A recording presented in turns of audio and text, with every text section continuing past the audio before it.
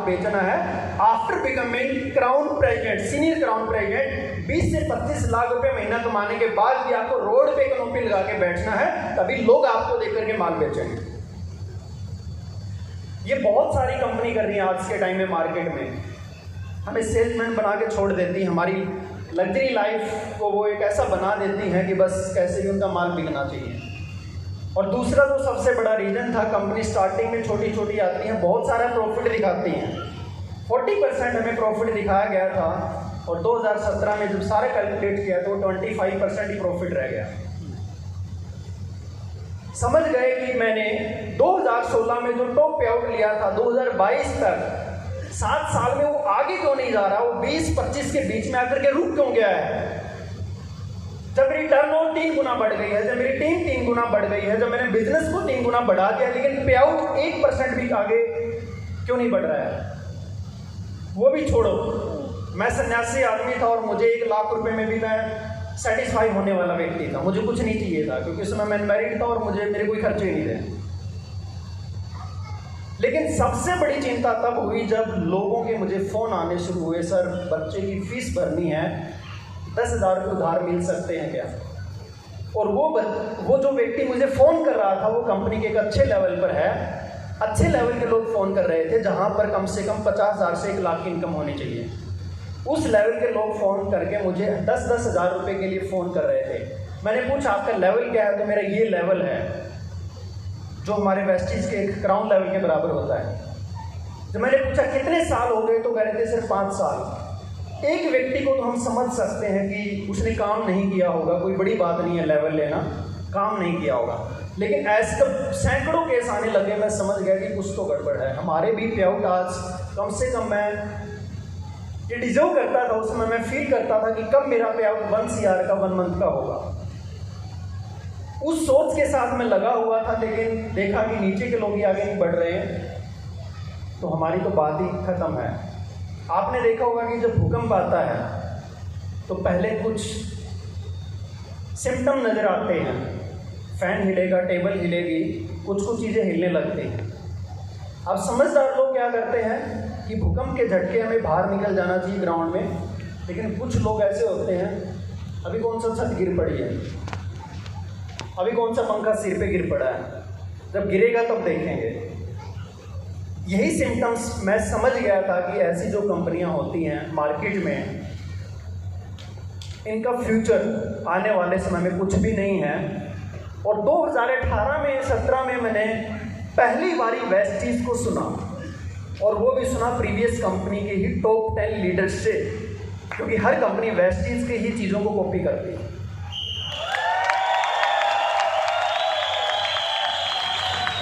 जब हम top 10 meeting में बैठते थे तो कंपनी के एमडी से ये सुनते थे कि वेस्टीज में देखो क्या चल रहा है, अभी वेस्टीज में भी क्या प्लानिंग चल रही है।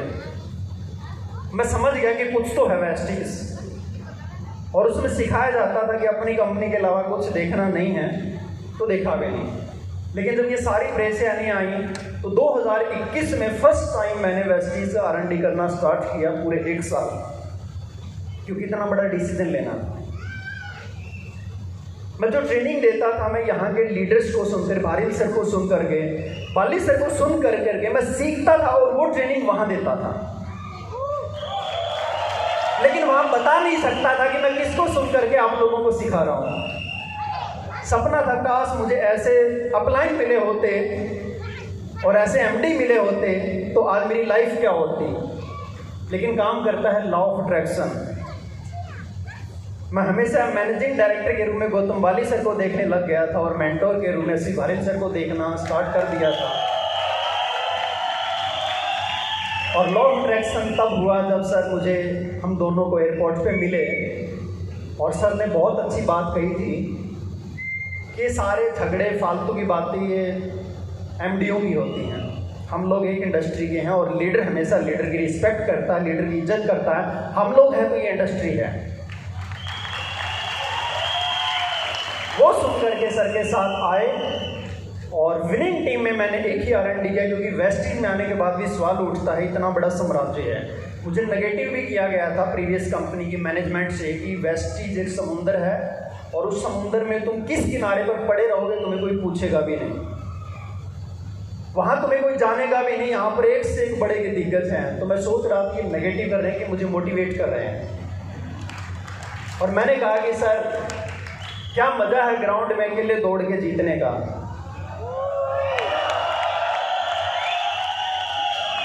क्योंकि ट्रेनिंग में हमेशा एक बात सीखी है, अपने से जो 10 कदम आगे है उसके साथ रहोगे तभी आप 10 कदम आगे जाओगे। और वहां राजा ही हम थे तो किससे सीखे हम। मजा तो अब आया कि वेस्टिज में हमसे हजारों लोग आगे हैं और हमारे मेंटोर के रूप में, गुरु के रूप में हमसे कुछ सिखाएंगे। और इतने महारथी DUCD यहाँ पर कम से कम 50 DUCD 40-50 DCD DUCD बैठे हैं। अब इनके साथ काम करने का मजा आएगा कि रोज कुछ हर एक से नया सीखने को मिलेगा।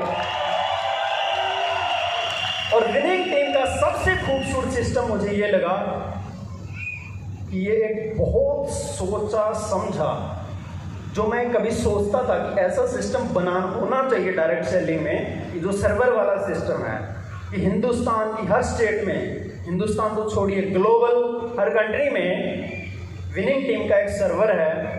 आप सिर्फ ज्वाइनिंग कीजिए, टीम बनाइए, बाकी विनिंग टीम संभाल लेगी।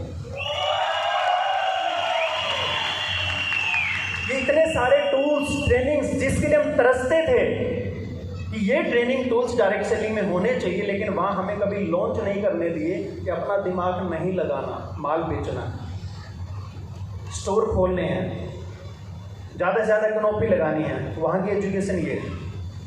और मेरी सोच हमेशा से यही थी, जो विनिंग टीम और वो मैच हो गई कि हमें लीडरशिप पे काम करना, हमें टीम वर्क पे काम करना है। अरे हम जब एक व्यक्ति को 30,000 का प्रोडक्ट देने से बेटर है 3-3 हज़ार का प्रोडक्ट 10 लोग कंज्यूम करें। सेल तो उतनी ही हो रही है। मुझे प्रीवियस कंपनी से ये भी रॉन्ग कमिटमेंट आए, तो बहुत सारे गलत कमिटमेंट लोगों ने डाले थे कि जब माल ही नहीं बेचोगे तो कंपनी की टर्नओवर कहाँ से आएगी।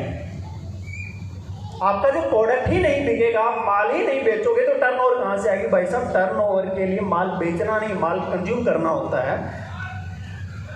हमारी जो टैग लाइन है, एक व्यक्ति से 100 रुपये कमाने से बेटर है 100 लोगों से 1 रुपया कमाएं। यही डायरेक्ट सेलिंग में सिखाया जाता है, और यही कल्चर वेस्टिज और विनिंग टीम का है। तो बहुत मज़ा आया वेस्टिज विनिंग टीम में काम करके। जिसने कहा सर 5 महीने में कैसे पॉसिबल हुआ। दोस्तों, मुझे उम्मीद थी कि मेरी सारी टीम, मैंने वहाँ पर 38 टीम क्रिएट की थी। मैंने जब वहाँ पर 20 लाख के साथ प्लान को कंप्लीट कर लिया था क्राउन प्रेजेंट को, तो CMD सर से पूछा सर इस आगे कोई प्लान है, तो उन्होंने कहा 20 का 40 कर दो, आप डबल हो जाओगे। प्लान में है नहीं, हम बाद में ऐड कर देंगे। मैंने 35 भी कर ली। बाद में कहा कि नहीं, प्लान को फिर चेंज करके 16 टीम का प्लान बना दिया। फिर मैंने 16 में क्लब करानी नहीं, अभी 12 लाख पे प्लान बना दिया। वो इतनी सारी छेड़खानी में डिस्टर्ब हो गए कि समझ नहीं आया क्या करें क्या नहीं करें। अभी मुझे उम्मीद थी कि मेरे साथ सारे लोग आ जाएंगे, लेकिन कंपनी बहुत इंटेलिजेंट थी इस मामले में। उन्होंने सारी इन्वेस्टमेंट उन लोगों पे ही कर दी कि उनका प्लान एक ही था। टॉप 10 लीडर्स की मीट हुई कि शिवकांत मिश्रा को 4 से 5 महीना जीरो कर दो, एक भी व्यक्ति नहीं उसके साथ जाना चाहिए, अपना काम हो जाएगा। ये डिमोटिवेट हो जाएगा, डिस्टर्ब हो जाएगा, बिजनेस स्विच कर देगा, यहाँ का भी नहीं रहेगा, वहाँ का भी नहीं रहेगा, इस इंडस्ट्री में कभी नहीं काम करेगा। और ये हकीकत हुई। साम दाम दंड भेद किए गए। गलती से कोई व्यक्ति मुझे कॉल कर लेता था, उसके बाद वो व्यक्ति मेरा फ़ोन उठाना बंद कर देता था। जिसने पूरे जोश से कहा कि मैं भी काम करूँगा, अगले दिन उसके पास लोग लालच दिए जाते हैं, उसको उठा लिया जाता है, साम दाम दंड भेद करके सारे रोक लिए जाते हैं। एक बार ऐसा समय आया कि होता है सब लीडर की। हम दोनों ने डिस्कस की नेक्स्ट क्या। वेस्टिज के पास तो कोई ऑप्शन नहीं है, और हमें अब वापस वही काम करना पड़ेगा जो वहाँ जीरो से किया था। 2010 के समय को दोबारा दोहराना पड़ेगा और फ्रेश काम करना पड़ेगा। तो 17-18 टीम मैंने बिल्कुल फ्रेश लोग जो मेरी टीम में नहीं थे, सिर्फ एक टीम के 5 लोगों ने ज्वाइन किया मेरे साथ, 4-5 लोगों ने ज्वाइन किया था एक लेग में। बाकी सारे फ्रेश लोगों से मिल करके उनको किसी को ब्रॉन्ज सिल्वर गोल्ड निकालते हुए धीरे धीरे करके यहाँ पहुँचे हैं। और अभी नेक्स्ट टारगेट है कि सबको बहुत जल्द हम क्राउन या यूसीडी DUCD निकाल करके हम विनिंग टीम को और बहुत बड़ा करेंगे।